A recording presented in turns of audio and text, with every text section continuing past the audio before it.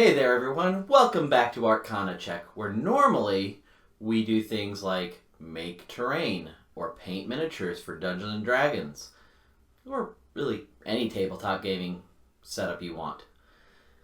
Today, however, we've got something a little different. Now, let me give you a little backstory. So, today I had the first gameplay day for my tabletop gaming club at the school that I teach at. Now, this is the second year I've done this club. I created it last year because I love Dungeons and Dragons, and I figured there were plenty of students who might love Dungeons and Dragons, and I was right. Last year I had 24 students in my club. This year we've grown to 36, and more keep getting added every day. They keep asking, hey, can I play? I've never done this before, but can I try it? Yeah, please come, learn. Enjoy. Join the cult, if you will. We're not a cult. Dungeons and Dragons is not a cult. Anyway, this is remarkable because there's only 400 students at my school, 7th grade through 12th grade. So to have 36 getting upwards of 40 in the school, it's 10% of the school playing D&D once a week. So we play on Wednesdays from 3 to 5. It's not a lot of time, but it's every week. And the kids are always talking about it. Sometimes a little too much, trying to get them back on focus. But I'm an art teacher, so it works. Works so well that I'm going to be doing terrain building for some junior high projects later in the semester. But anyway, I got home, and sitting outside my door was a box. And this is a box that I've been waiting for a little bit. This was a box from Plaid. Now, Plaid is the maker of things like folk art paints, Ceramcoat paints, Mod Podge, and many, many different arts and crafts materials. You can usually find these in Walmart, in Target, in Hobby Lobby, Michaels. Well, some in Michaels, but not as much. Their Ceramcoat line doesn't usually hit Michaels as much because Michaels has their own brand, but I digress. You can find them in a lot of places. They're very, very popular. The reason I had this box from Plaid was that I happened to be fortunate enough to be the winner of the July 2019 Tabletop Crafters Guild build. What this is the Tabletop Crafters Guild is just a group of makers, of crafters, of Dungeons and Dragons players, what you might call a crafting DM. Most of us, I think, are probably dungeon masters, though some might just be players who like to make stuff. But every month they hold a competition, and this is hosted by one of the 5 guild masters. Those guild masters, whose links to their YouTube channels I'll put down below, are Black Magic Craft, the Crafting Muse, Wylock, DM Scotty, and DMG Info. They're awesome crafting channels. I've learned so much from them, be it terrain building or miniature painting. They're a wealth of knowledge. You know, I've used Black Magic Craft stuff so much it's kind of ridiculous. A lot of the stuff that I'll be putting up here is based off of things that I've learned from Black Magic Craft with my own little spin. So every month there is a special ingredient to these competitions. So it's not just build a piece of terrain or paint a mini or make a mini or anything like that. It's here's something that you need to use and you need to showcase it. So I've been a finalist twice now. The first one was back, it was either December or January, December 2018 or January 2019, and I made this guy right here. This is a Wizard's Inner Sanctum, I call it the Weave Generator, and the special ingredient there were plastic Christmas ornaments. So I did some of those things where I poured paint together into a cup, made kind of a tie-dye mess, put it on the inside of those things, did some glitter on a large one in the middle, lit it from underneath. The rest is all foam.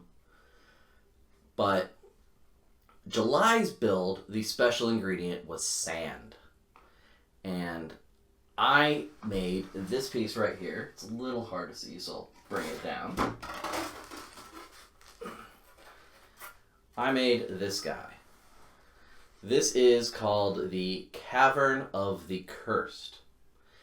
It is a kind of a play on the Cave of Wonders from Aladdin, but a little more sinister looking.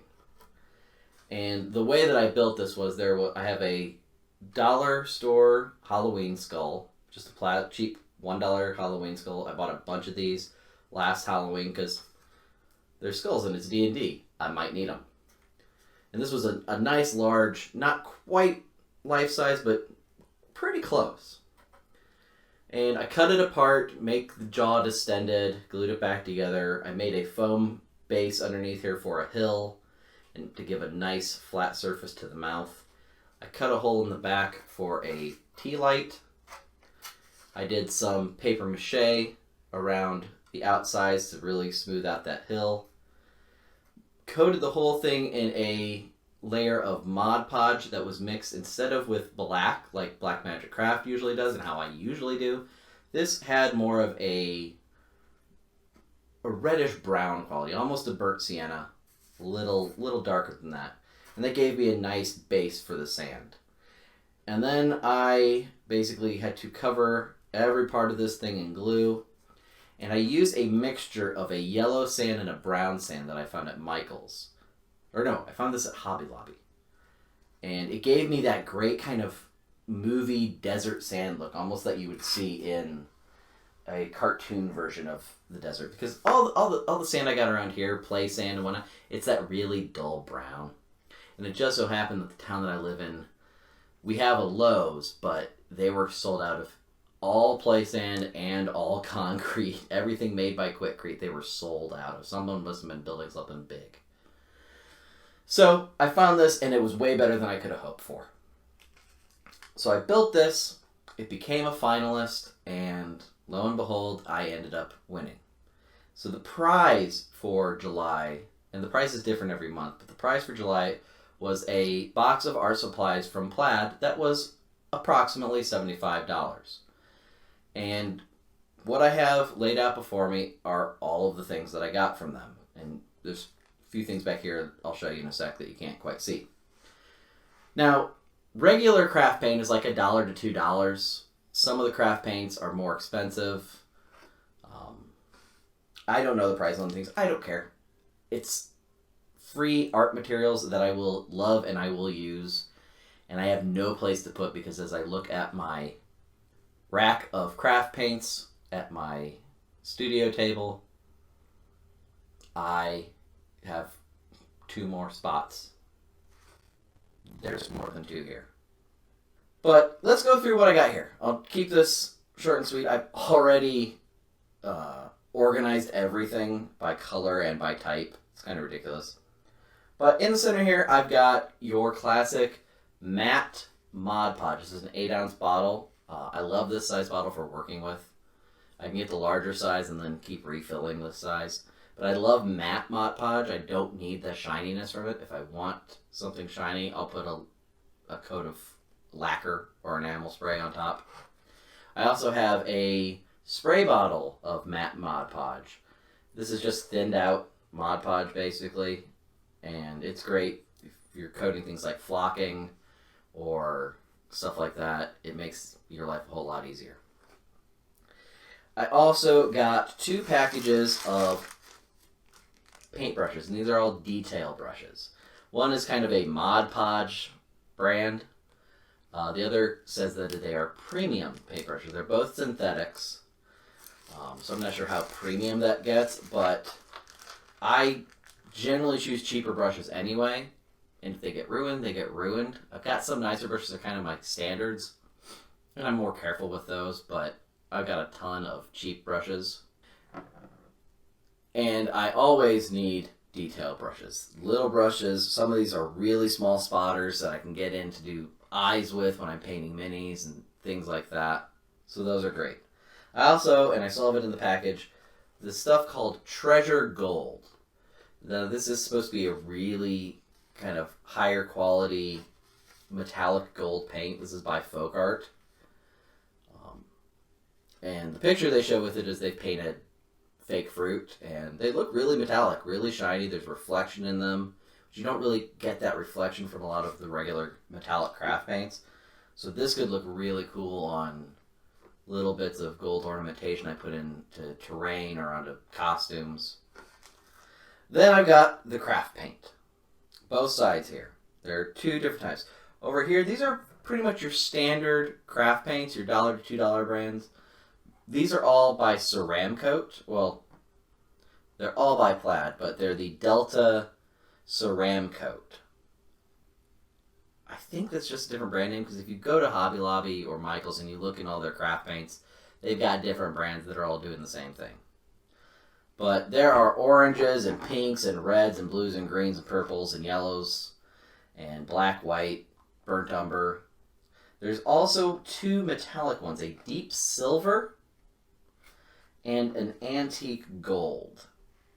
Now, the antique gold is very light yellow. I'm not sure how well I'll really like this stuff, especially compared to some of the other metallic golds I have, including this one. But there are four here that I find interesting because I've never heard of them, and I'd love to know what these actually look. They're Ceramcoat Frosted Glass. And I've got an Exotic Sea, which is kind of a seafoam, blue-green. Jade, which is a jade green. Sunray, which is a very nice yellow to a yellow-orange. And Pink Salt, which is kind of like it looks like Himalayan pink salt that you would use for cooking. On this side, I've got the higher-end craft paints. In the front here, I've got Color Shift paints by Folk Art.